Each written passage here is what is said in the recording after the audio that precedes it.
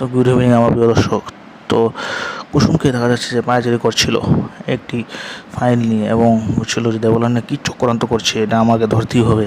তাই সে এখান থেকে এখানে যাচ্ছিল এবং পায়চারি করছিল এবং কিছুই তো বুঝতে পারছিল না যে কী সে করবে। ছোটো সাহেব আছে, এটা ফাইলটা নেওয়া যাবে না এবং কিছুই করা যাবে না। তো কী উপায়ে এই ফাইলগুলির ছবি সে ছোটো সাহেবকে দেখাতে পারবে, তাই সে এখান থেকে পায়চারি করেছিল। কিন্তু সে খবর সে সম্পর্কে বলবো। তো চলুন বিনা সময় ভিডিওটা শুরু করে যায়। তো আমার নাম হচ্ছে আপনাদের স্বাগত একেএন ক্রিকেট চ্যানেলে।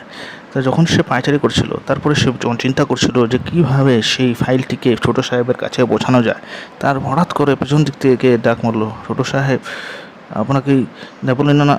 তারপরে যখন সে বলতে চাচ্ছিল দেবলিনা, তখন সে দেখে পিছনে দেবলিনা দাঁড়িয়ে আছে। এদিকে দেবলিনাকে দেখে সে চমকে গেল। এবং অন্যদিকে দেখা যাচ্ছে যে ঠাকুরকে পুজো নিতে গিয়ে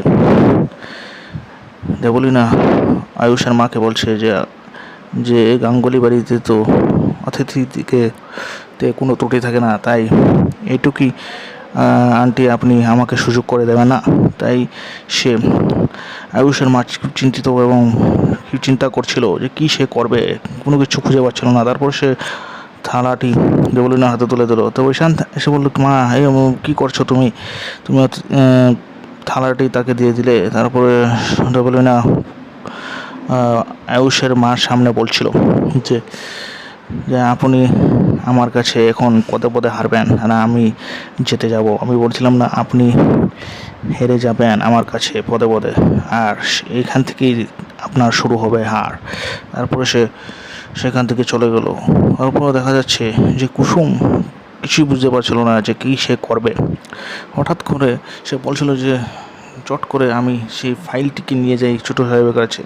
তারপরে সে চিন্তিত হয়ে বলল যে না, সেই ফাইলটিকে কিছুতেই নেওয়া যাবে না, কিছু ফোন দিয়ে আটতে হবে দেবলিনাকে ধরতে হলে, যে কী সে চক্রান্ত করছে আমাদের বিরুদ্ধে। তারপর সে একটা আইডিয়া তার মাথাতে এলো যে সে বললো যে এটা তো আমি করতেই পারি, অর্থাৎ সে ফটোগুলি মেরে ছোটো সাহেবকে পাঠিয়ে দিলে তো কাজটি হয়ে যায়। তারপর সে ফটোগুলি মারলো এবং সে ফটোগুলি ভালো করে মারলো এবং ছোটো সাহেবকে সে পাঠানোর জন্য চেষ্টা করতে থাকলো।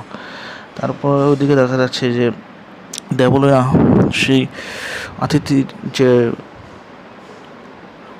পুজোর থালা নিয়ে পুজো করছিল, পুরো থালাটি হাত থেকে পড়ে যায় এবং সে এখানেই পুজো বন্ধ হয়ে যায়। তারপরে সে এখান থেকে চলে যায় এবং সে বলল যে এতটুকু থালা একা একা সে বলছিল যে এত থালা আমাকে দিয়ে সামলানো গেল না, এখান তো আমি পুজো দিতে আসিনি, আমি এখানে রাজত্ব করতে এসেছি, সে বলতে থাকলো। তারপরে কুসুমকে দেখা গেল যে ফটোগুলি সে পাঠিয়ে দিল ছোটো সাহেবের ফোনে, কিন্তু ছোটো সাহেব সেটা দেখতে পেলো কি না সে খবর নিতে গেলো। তারপর পেছন দিক থেকে দেখা গেলো দেবলিনা এসে পৌঁছলো।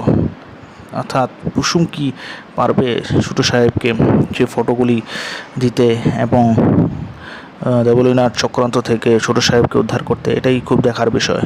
তাই নেক্সট এপিসোড দেখার জন্য আমার সঙ্গে থাকবে না এবং ভিডিওটি যদি ভালো লাগে একটি লাইক করে যাবেন। ধন্যবাদ আমার প্রিয় দর্শক ভিডিওটি দেখার জন্য। এইভাবে নেক্সট এপিসোড জানার জন্য আমার সঙ্গে থাকেন এবং নেক্সট এপিসোডটি যদি জানতে হয় তাহলে আমার চ্যানেলটিকে সাবস্ক্রাইব করে হাতে যে বেল আইকনটি থাকে সেটা প্রেস করে দেবেন, তাতে আপনি নতুন কোনো ভিডিও যদি আমি আপলোড করি তা আপনার কাছে এতে সহজে পৌঁছে যায়, আপনারা পেয়ে যান। তাই যদি ভিডিওটি ভালো লাগে একটি লাইক করে দেবেন এবং আপনাদের বন্ধুদের সাথে ভিডিওটি শেয়ার করে দেবেন। ধন্যবাদ আমার প্রিয় দর্শক ভিডিওটি দেখার জন্য। আমার একটি রিকোয়েস্ট যে আপনারা ভিডিওটি ভালো লাগে নিশ্চয়ই আমি জানি, তাই ভিডিওটি যদি আপনাদের ভালো লাগে লাইক করে দেবেন এবং একটি সুন্দর একটি কমেন্ট দিয়ে যাবেন, যাতে আমি বুঝতে পারি যে আপনাদের ভিডিওটি ভালো লাগছে কি না। ধন্যবাদ ভিডিওটি দেখার জন্য। নেক্সট ভিডিওটি দেখার জন্য আমার চ্যানেলটিকে থাকে। ধন্যবাদ দর্শক।